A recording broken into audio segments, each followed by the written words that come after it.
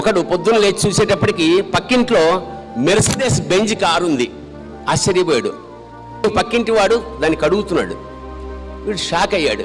Shock అయ్యే పక్క ఏరా ఏంటి సడన్గా కారు వచ్చిందంటే, మా అన్నయ్య నాకు ప్రజెంట్ చేశాడు బర్త్డే గిఫ్ట్గా. ఎందుకంటే మా అన్నయ్య బాగా డబ్బున్నవాడు, బాగా సంపాదించాడు, నేనంటే చాలా ఇష్టం, అందుకని మెర్సిడెస్ బెంజ్ కార్ని నా బర్త్డేకి ప్రజెంట్ చేశాడు.